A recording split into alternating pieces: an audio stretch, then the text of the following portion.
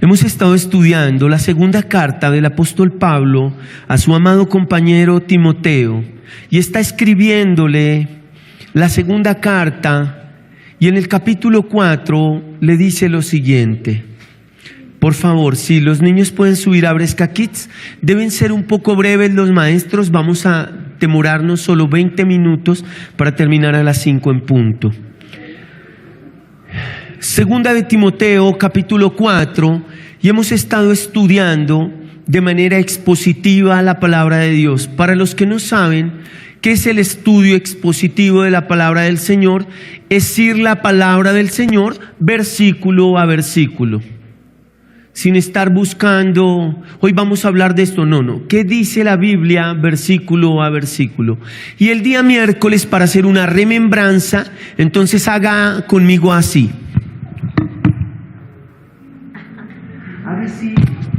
Haga así, hágame caso, haga así.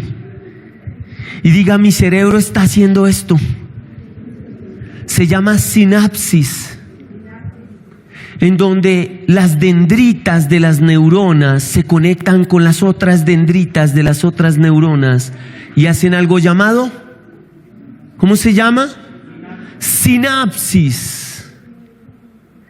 Entonces, ahora que voy a ir a la memoria de largo plazo, que es una parte de la neurociencia que enseña sobre el cerebro, en la memoria de largo plazo está la predicación que hablamos el día miércoles. ¿En dónde está?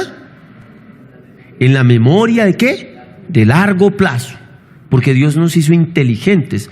Nuestra fe no es una fe de locos, nuestra fe es una fe razonable, amén. Entonces ese cerebro glorioso que Dios le dio, que pesa 1 kilo, que en algunos está bien gris porque le han metido harta palabra, conocimiento y bueno, alguna información sobre estudios y preparaciones de trabajo, en otros está como blancuzco, toca meterle cositas, se vuelve gris, el cerebro se vuelve gris en la medida que aprende. Entonces van a ir a la memoria de largo plazo los que vieron la predicación del miércoles y van a recordar en esa memoria de largo plazo que estuvimos estudiando sobre una declaración del apóstol Pablo que le cuenta a su amigo Timoteo, quien leerá esta carta mientras está pastoreando en la iglesia de Éfeso. ¿En la iglesia de qué? Donde habían surgido muy malas doctrinas y pésimos maestros que eran más mercaderes de la fe que cualquier otra cosa. Y Pablo le dice a su amigo en el verso 9 y 10 de segunda de Timoteo, capítulo 4, lo siguiente. Él le dice a su amigo, regáleme un momento.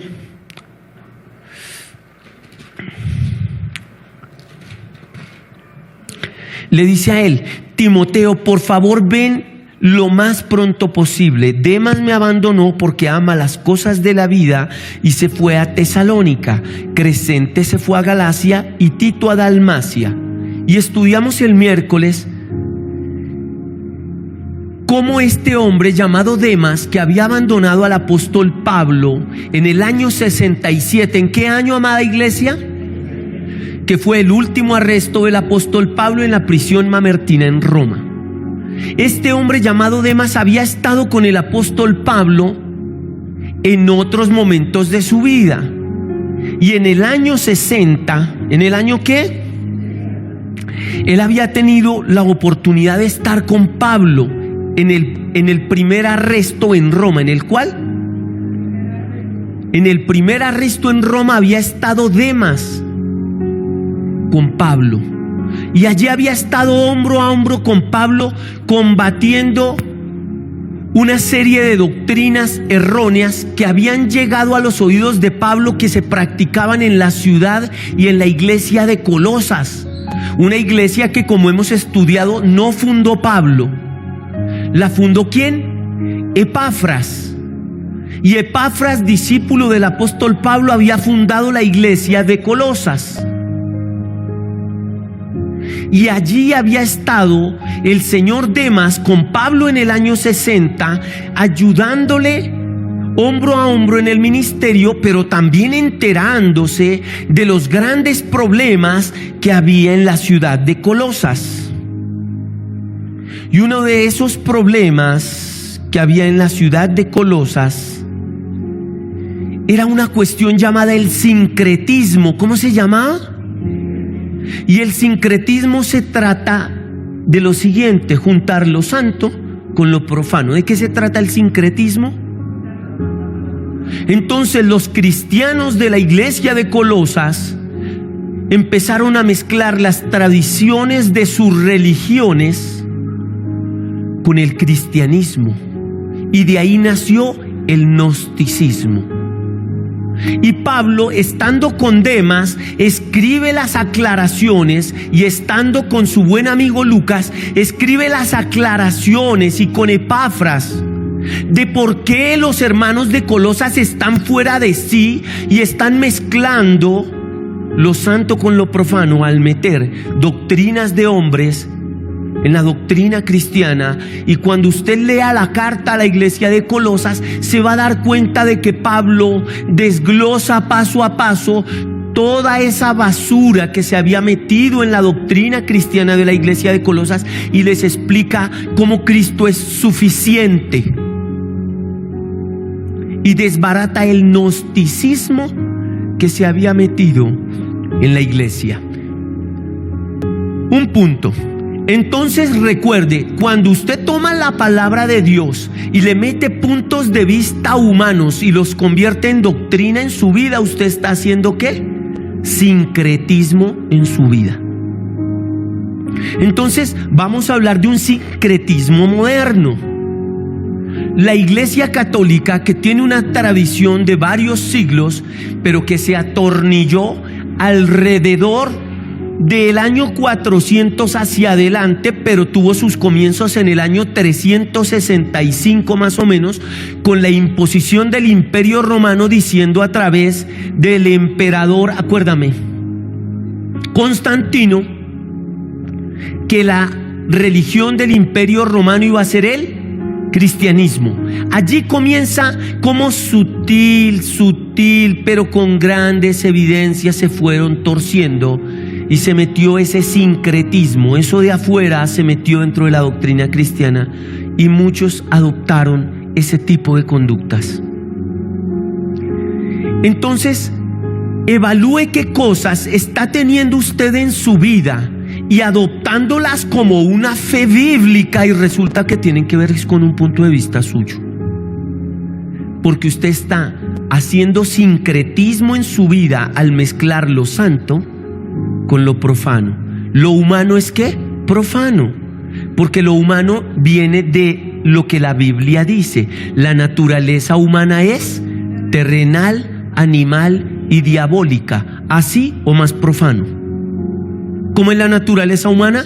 Terrenal, animal y diabólica. Entonces uno la Biblia no la razona, uno la Biblia la estudia, y como la Biblia se sustenta a sí mismo, usted no necesita decir revélame, revélame, como un amigo que me decía que estaba batallando con un miembro de su congregación, que le decía: no, pastor, yo no leo la Biblia, yo le pido a Dios todo el tiempo de revelaciones.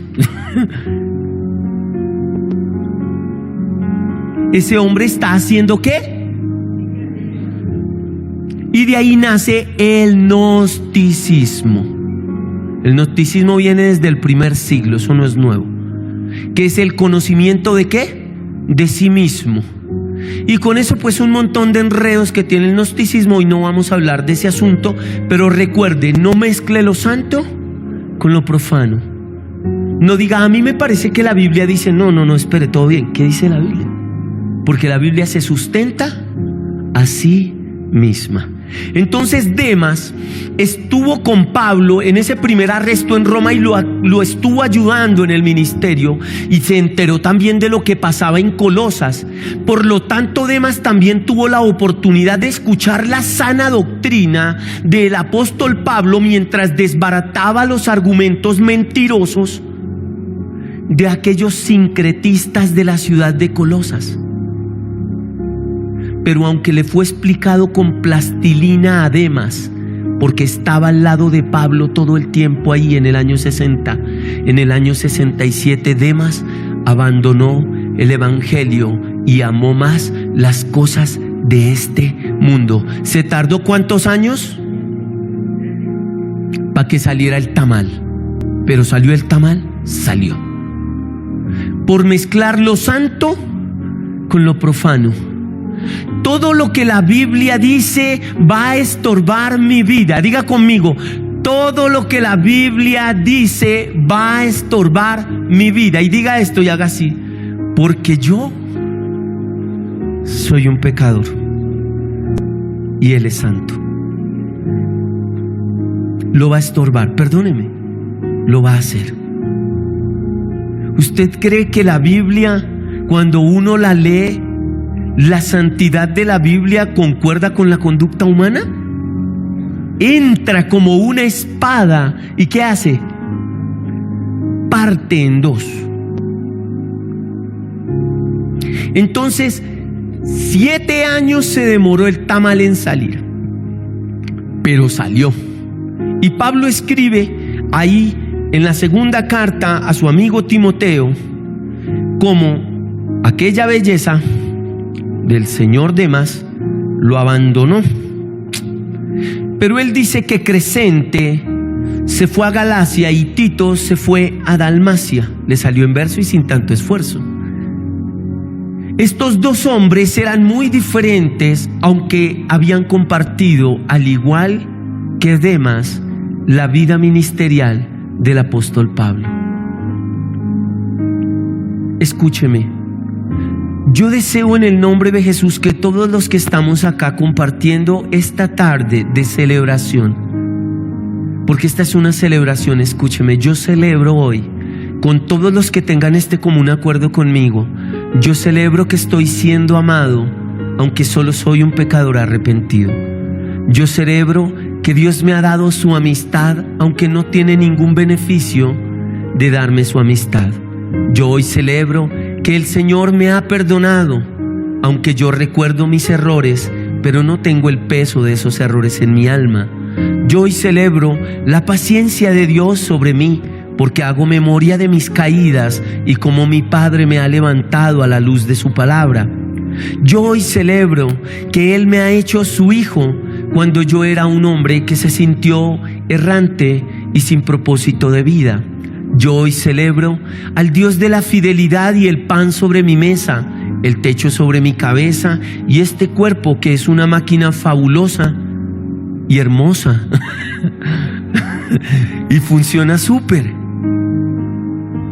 Yo hoy celebro que no merezco nada de lo que le mencioné, pero me lo ha dado por su gran bondad y su enorme misericordia. Y me reúno con gente que no viene a un show cristiano, sino que viene a entender que tiene una fe razonable. ¿Por qué te alegras en Dios? Ay, porque los chicos que cantan fabuloso. No, yo vengo a celebrar por razones muy evidentes. Esta mañana desperté y Dianita estaba conmigo y mis 2 niñas estaban allí. Pero yo he tenido que ir a sepelios de hijos que entierran a sus padres y los he visto llorar desconsolados. Así que hoy celebro que la mamá mi mamá está ahí. Yo vengo a celebrar la fidelidad de Dios porque la vi 6 días a la semana. Y digo, baby, celebro tu amor porque no lo merezco y con ello todo lo que de tu amor se deriva, ayudándome a estar de pie, Señor. Solo cuando una persona tiene una vida de gratitud con Dios, tiene una vida de servicio a Dios. ¿Usted me comprende lo que le estoy diciendo? Pero usted no puede tener gratitud con Dios y mucho menos servirle a Dios cuando usted no es consciente de lo que Dios hizo por usted al dar a Jesús en la cruz. Como usted no es consciente de lo que Él hizo por usted, usted no siente una deuda. Y como no tiene una deuda, tampoco tiene gratitud. Por eso es que el apóstol Pablo elogia tanto la vida ministerial de Timoteo. Este hombre que la Biblia dice que había sido enviado a Galacia, porque la carta que se escribió aquí, primera de Timoteo, se escribe a este hombre que es pastor en la iglesia de Galacia. Lo acompañó 20 años a Pablo hombro a hombro y sirvió con él al Señor. No sirvió a Pablo, sirvió al Señor. Y sirviendo al Señor fue útil en el ministerio para alentar a Pablo en sus grandes dificultades. Escúcheme, si usted no hace remembranza de que el Señor le ha perdonado, de que le ama, pero que usted tiene una deuda que aunque no le está cobrando, debe tener grandes evidencias de gratitud, yo le tengo que decir que usted no se ha convertido de corazón. Usted es un religioso. ¿Que siente la presencia de Dios? Sí, Judas sentía la presencia de Jesús, claro, se sentaba al lado. Pero eso no convertía a Judas en un verdadero discípulo de Cristo. Judas comió del plato del Señor y mojó su pan allí. Pero eso no lo convertía a Judas en un íntimo amigo de Jesús. Aunque Jesús sí fue amigo de Judas, le brindó su amistad, Judas jamás fue amigo del Señor. Judas sí vio al Señor hacer milagros y lo escuchó predicar como usted me está escuchando hoy. Pero eso no convirtió a Judas en un practicante de las enseñanzas de Jesús. Entonces, venir a un auditorio cristiano, oír predicaciones y sentir la presencia de Dios no te hace cristiano. Te hace cristiano que a pesar de todo eso, el resultado sea arrepentirte de tu pecado y decirle a tu maestro: ¿en qué quieres que te sirva, mi Señor? ¿Qué quieres que haga por ti? No necesitas saber, necesitas estar dispuesto. ¿Me está comprendiendo lo que le estoy diciendo? Los latinoamericanos tenemos un problema terrible, al igual que Demas. Creemos que la permanencia al lado de es experiencia para ser. Demas estuvo al lado del apóstol Pablo, pero estar al lado del apóstol Pablo no lo hizo ser un verdadero cristiano. No, necesitamos comprender que a la luz de la Escritura usted y yo debemos ser practicantes, porque solo las evidencias dejan claro lo que las palabras y los sentimientos dejan entre líneas. ¿Sí me hago entender? Hablando con una persona le decía: no interpretes que tu esposo te ama o que tu esposa te ama. Solo lee sus acciones y deja que sus acciones sean la lectura más clara para que entiendas si te ama o no te ama. Con eso sabes de qué tienes que hablar. Le explico. Hay gente diciendo: yo amo al Señor, pero es gente que nunca se congrega. Hay gente diciendo: yo amo al Señor, pero no deja su vocabulario vulgar. Hay gente diciendo: yo amo al Señor, pero solo le pide al Señor, no le sirve al Señor. No le sirve al cuerpo de Cristo, que es la iglesia amada por el Señor. Entonces hay una distorsión y un sincretismo religioso en esa persona, que está mezclando sus sentimientos humanos, que son profanos y son mundanos, con algo tan puro y santo como la palabra de Dios, que es inerrante y suficiente. No se puede hacer eso. Dices que amas al Señor, ¿dónde están tus acciones? Santiago, el medio hermano del Señor Jesucristo, lo dijo.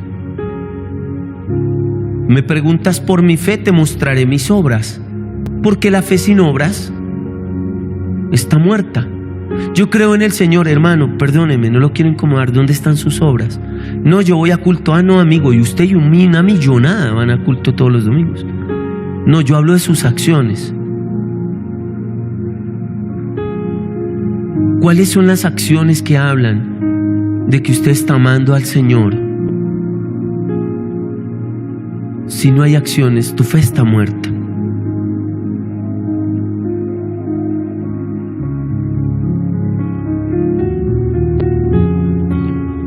Luego él menciona a Tito. Tito fue un joven pastor al que Pablo escribiría una carta después de terminada esta.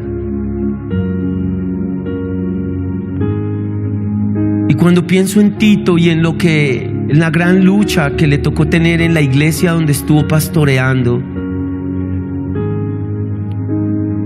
digo,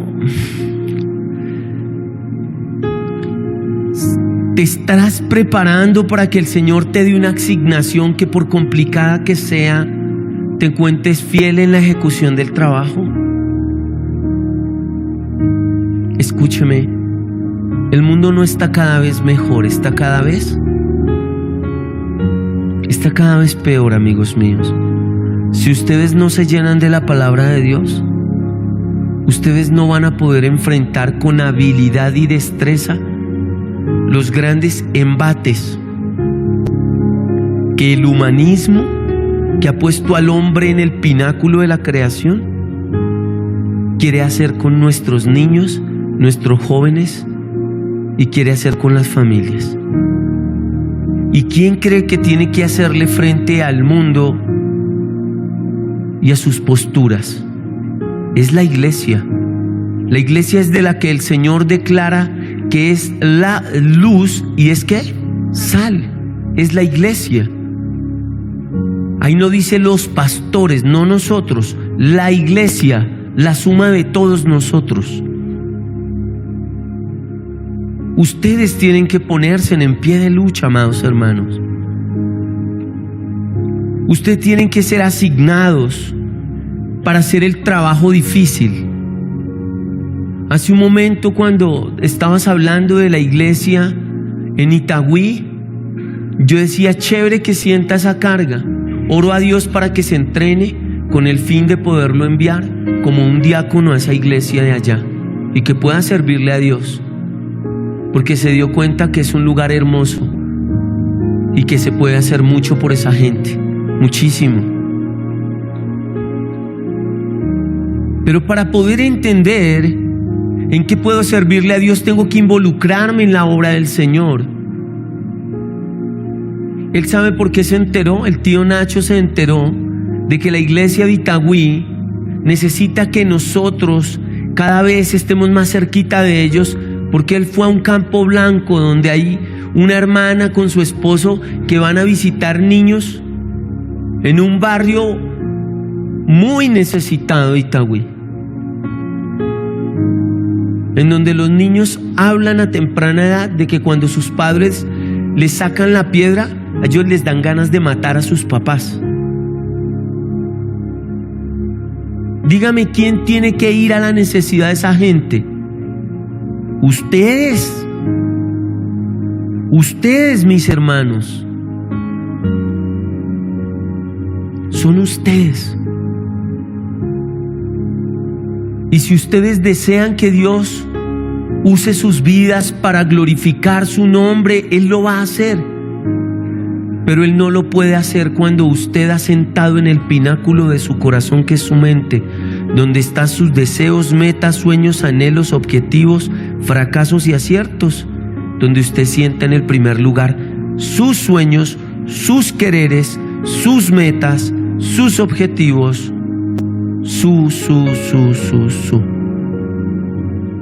y donde ese primero yo, segundo yo, y si queda un espacio me meto yo, lo convierte a usted en un humanista que se metió en la iglesia. Berraco, pero es la verdad. El humanismo es ¿qué? El hombre en el ¿qué? El hombre en el pináculo de la creación, todo al servicio del hombre. ¿Qué quiere el hombre? ¿Cómo se satisface? ¿Qué le gusta? ¿Cómo lo quiere obtener? El humanismo hace que el hombre sea el centro de todo. Y si usted viene y se congrega, escúcheme, pero en su corazón, que es su mente, usted se congrega para que Dios le dé lo que usted quiere, lo que usted le pide, lo que le satisface. Usted es un cristiano con humanismo y necesita sacar de su corazón, que es su mente, el humanismo y decir, Perdóname, Señor, porque yo centré mi vida cristiana en que tú satisfacieras mis demandas, deseos y exigencias. Y entiendo que eso es sincretismo, porque estoy metiendo una doctrina y mezclándola con el cristianismo. Perdóname, Señor. Ahora entiendo que uno llega a ti para decirte qué quieres que haga. Y entonces usted lee y ahí dice qué debe hacer. More pues la palabra de Dios en abundancia en todos vosotros. Si ustedes se llenan de la palabra, cada vez la palabra los convertirá en hombres y mujeres que son más acertados al blanco del supremo llamamiento que Dios les ha hecho por medio de Cristo Jesús a cada uno de ustedes. Si siguen mezclando lo santo con lo profano, van a tener una experiencia de distorsión cristiana. ¿De qué? ¿Por qué oro y Dios no me da lo que le pido? Hijo, porque la historia no se trata de ti, se trata de mi Hijo Jesús. Porque yo a Dios le pido y Dios no me pone en la cruz. Hijo, porque tienes que menguar tú es para que Él crezca. Y el adversario tiene embelesado un montón de gente, porque en los auditorios cristianos el sincretismo religioso se metió. Entonces vemos más cristianos llamando cristianismo a la sed de éxito personal, que fue lo que tal vez le pasó a Demas, porque el apóstol Pablo dice: amó más este mundo y por eso me abandonó. Cuando se habla de amar al mundo, ¿de qué se habla? De amar el éxito personal, de amar los títulos, de amar el dinero, de amar la posición, los halagos. Eso es el mundo. Pero cuando se ama a Cristo, retumban las palabras del Señor a través de los tiempos y las edades, recordándonos: ¿quieres venir en pos de mí? Niégate a ti mismo. Pero yo quería ser famoso, niégate a ti mismo. Pero quería plata, niégate a ti mismo. Toma tu cruz. La cruz es una herramienta de martirio, Señor. Tómala si quieres venir en pos de mí. Ven y sígueme. Pero ahora se cree y se ha predicado que ser cristiano es usar la unción del Espíritu Santo, el glorioso poder y la sabiduría inerrante de la Escritura para descubrir metodologías que pongan al hombre en el pináculo de la creación y no a Dios. Y eso no solo es una herejía, sino es una herramienta de condenación, hermanos. Hago la aclaración como en otras ocasiones. ¿Acaso estamos predicando devotos de pobreza o de ignorancia? De ninguna manera. Estamos predicando algo que la Escritura nos enseña, y es que en 1 Corintios 10:31 dice la palabra del Señor: sea que coman o sea que beban o cualquier cosa que hagan, háganlo todo es para la gloria de Dios. Pero tal vez Demas, muy desanimado, porque esperaba que Pablo le fuera dando un giro sutil hacia cierta posición de privilegios por ser apóstol. Tal vez, finalmente, al no tener lo que tanto ambicionó, le dio la espalda al Evangelio. Escúcheme. Recuerde que no estamos predicando votos de pobreza, ni estamos predicando ignorancia. Estudie, prepárese. Pero a la luz de 1 Corintios 10:31, sea que comas o sea que bebas o cualquier cosa que hagas, hazlo todo para la gloria de Cristo.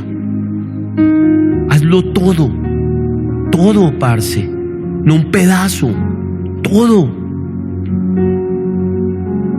Si tienes dinero, utilízalo para la gloria de Dios, porque Dios da el poder para hacer las riquezas.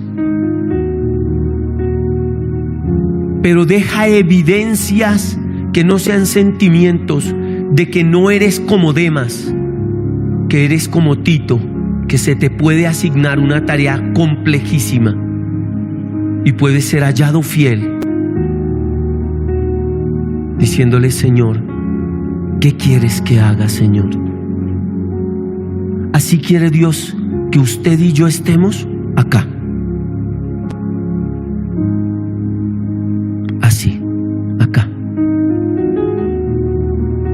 ¿Qué quieres que haga? Desayúnate, no va a concordar lo que tú quieres con lo que Él quiere. No va a concordar, mira, acéptalo. Con eso el choque no es tan difícil y asimilarlo no es tan complejo. No concuerda, porque sus pensamientos son altos y tú tienes 1 kilo de cerebro aquí en la tierra. Sus pensamientos son sublimes y los tuyos son humanos y terrenales. Si lo aceptas, cuando Él te diga: haz tal cosa, tú dices: sí, Señor. Muchas veces, no pocas, el Señor me dijo: haga tal cosa, y yo le he dicho: sí, Señor. Y lo he escuchado cuando el Espíritu Santo me dice: ¿qué piensas de lo que te dije? No lo entiendo y no lo quisiera hacer, pero yo lo voy a hacer porque usted me mandó, y aquí no se trata de que yo entienda nada. Yo le hago caso. Después usted me deja entender por qué. Todo bien, Señor. Entonces el viaje se le vuelve a uno bacano, porque usted no se vuelve una persona resabiada y mañosa como si Dios tuviera que rendirle cuentas a un siervo. Dios no tiene por qué darme cuentas a mí de nada, hermano, porque Dios no tiene deudas conmigo. Yo soy el que está endeudado, y por eso aquí en mi corazón digo: ¿qué quieres que haga, Señor? ¿Quieres? No, pues Señor, usted sabe. Traigo estructuras desde mi infancia donde yo me las rebeldicé a Consu cuando tenía 12 años. Yo no quiero, pero yo lo amo a usted, entonces yo le hago caso. Todo bien, fresco, Señor. ¿Y lo haces de mala gana? No. Pero humanamente te digo, pues no quisiera, pero todo bien, yo lo hago. Y se va ejercitando uno en la fe, y en la obediencia, y en el amor, y en entender que el cristianismo no se puede mezclar con el sincretismo. Es que tengo el sentir, es que yo no sé, yo me siento como con ese rema, me siento como impulsado, motivado, estimulado. Me regalaron un libro de sinónimos y, como diría mi esposa anoche leyéndolo, me siento feliz, contento, gozoso. No es así, no seas emocional. ¿Qué dice? Hazlo, hijo. Termino con este ejemplo. Dios te va a mandar muchas veces a lavar la loza de otros y no vas a querer hacerlo, a servirle a los demás. Pero ese es el ministerio de los hijos de Dios, porque Él dice: yo no vine para ser servido, yo vine para servir. No puedes ser hijo de Dios y llamarte cristiano sin servir a los demás y sirviéndote solo a ti mismo. Es que mi casa, es que mis hijos, es que mi universidad, es que mi carro, es que mi casa. No, qué pena contigo, eres un humanista metido dentro del cuerpo de Cristo, y un día la doctrina del Evangelio te va a sacar y va a poner a la luz que tú no eres cristiano, que tú eres un sincretista. Mezcló la palabra de Dios con tu doctrina mundana y carnal. Ya no lo hagas más. No seas añadido dentro de los que se pierden. Saca eso de tu vida. Ve a la Biblia. Y si la Biblia te dice perdona, perdona. ¿Por qué? La Biblia lo dice. ¿Tiene ganas? No, pero pues eso no se trata de tener ganas. La Biblia te dice comparte, ayuda primero a la familia de la fe y después a los de afuera. Amén. ¿Quiere? No, de hecho soy más tacaño, me pegan en el codo y abro los dedos de los pies, pero voy a dar. ¿Por qué? Porque la Biblia me lo ordena. ¿Por qué? Porque quiero vivir en esa verdad, porque quiero ver el resultado de esa verdad, dándome un gozo que jamás pude comprar con todo lo que practiqué. ¿Me entienden? No sean como Demas, que abandonan el Evangelio. Sean como Crescente, sean como Tito, que pueden ser asignados para tareas muy complejas, porque están tan fielmente apegados a la Biblia, porque pueden velar porque el evangelio no se tuerza, porque no lo negocian, porque aman al Señor y saben que los que aman al Señor, todas las cosas les van a ayudar para bien. Póngase sobre sus pies, por favor.